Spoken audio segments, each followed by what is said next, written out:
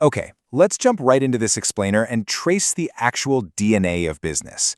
We're going on a bit of a journey here, starting way back with the trade routes of ancient empires and bringing it all the way forward to your own future career path. I mean, we throw the word business around every single day, right? But to really grasp what it is, we have to look at how it evolved, how it literally built empires, and how its foundational rules still govern the whole shebang today, from your local corner cafe to massive global tech giant. Now take a look at this number, 32%. What's absolutely wild about this is that around 1 AD, the Indian subcontinent controlled a staggering 32% of the world's wealth. Just pause and let that sink in for a second.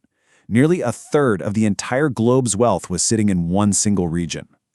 It was so insanely prosperous that ancient travelers like Megasthenes and Faxian actually called it Swaran Bhumi and Swaran Deep, which literally translates to the Golden Land and the Golden Island.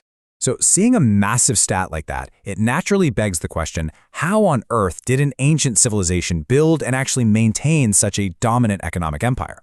Well, the answer is trade. They didn't just happen to have natural resources, they had a fiercely organized system of commerce. They were utilizing both land and water routes, most famously the Silk Route, plus these massive maritime trade networks. They had highly specialized trade hubs too. Like Patliputra was the go-to center for exporting stones, while Taxila was this massive hub on the land route between India and Central Asia, acting almost like a city of early financial and commercial banks. They were shipping out spices, cotton, and sugar, and bringing in horses and Chinese silks. This created a massive surplus of income that they just kept pouring back into the system. This timeline perfectly captures that economic roller coaster. For over a millennium, India just dominated global income, holding incredibly steady at that 32% share. Even as late as 1700 AD, they still commanded nearly a quarter of all the wealth in the world. But then, wow, look at that completely drastic drop down to 3.8% by 1952. So what happened? Well, the arrival of the British Empire completely upended the balance.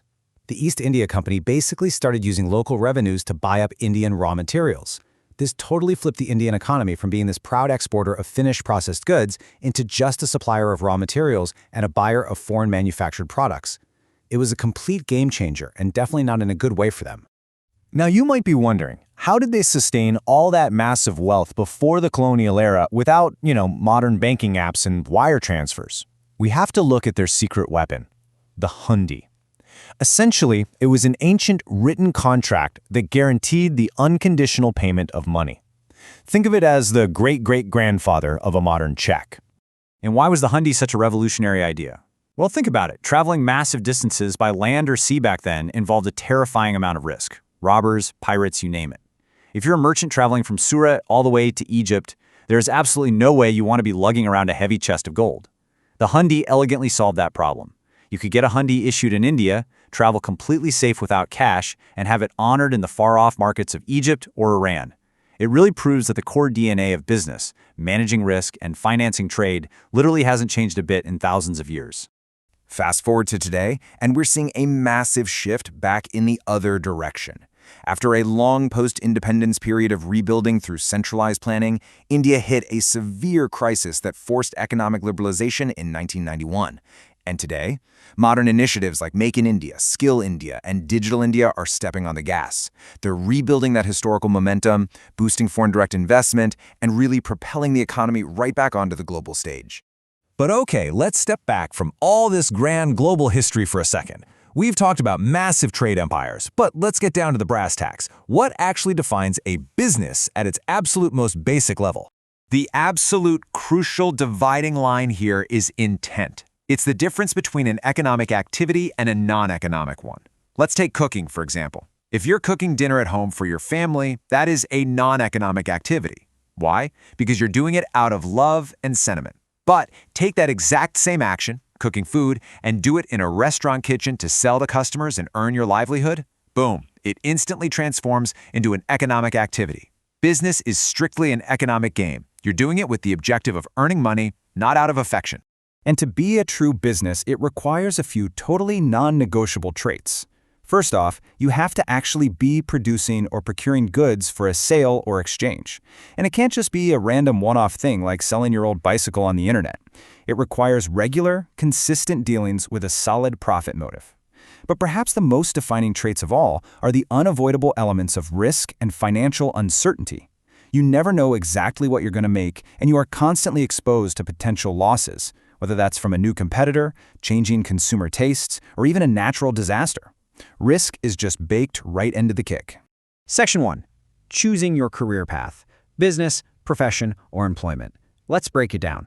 As you map out your own future, economic activities generally fall into these three distinct buckets, and they each come with their own unique trade-offs.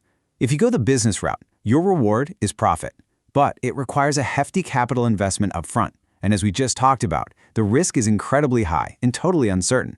The flip side? There are zero minimum educational qualifications to just go out and start a business. Now, if you choose a profession, think being a doctor, a lawyer, an architect, your reward is a professional fee. This takes limited capital and carries some risk, but the barrier to entry is huge because you need rigorous, highly specific expertise and training. And finally, employment, just working a regular job. Here, you get a steady, reliable salary. You don't have to put up any of your own capital, and you carry practically zero financial risk. But you do have to meet whatever qualifications your specific employer demands. Now, let's say you look at those options and decide, yep, I'm taking the business route. Your new enterprise is almost certainly going to fall into one of several broad industry classifications. Figuring out where you fit is super helpful for clarifying exactly what kind of value you're bringing to the wider economy. These industries aren't just isolated silos. They're more like a giant interconnected web. It all starts with the primary sector. This is the foundational stuff, like extracting natural resources through mining or genetic activities like breeding animals on a poultry farm. Once you have those raw materials, the secondary sector takes over. These are the folks taking that raw stuff and manufacturing finished goods, like electronics or textiles, or constructing buildings and infrastructure. And wrapping up this entire package is the tertiary sector. These are your vital support services: banking, transportation, insurance. Hey, remember that ancient hundi we talked about earlier? That was literally an early form of a tertiary service. It provided the financial backing that allowed those primary and secondary goods to be moved and traded safely across the world. So, wow, we have covered a ton of ground in this explainer. We've traced the evolution of enterprise from ancient empires wielding ingenious tools like the hundi to hoard global wealth, all the way down to the fundamental rules of profit, risk, and modern industry classifications today. So looking at this massive evolution and the structural options sitting right in front of you right now, what's your next move? Which path, business, profession, or employment, actually aligns best with your own personal appetite for risk and reward?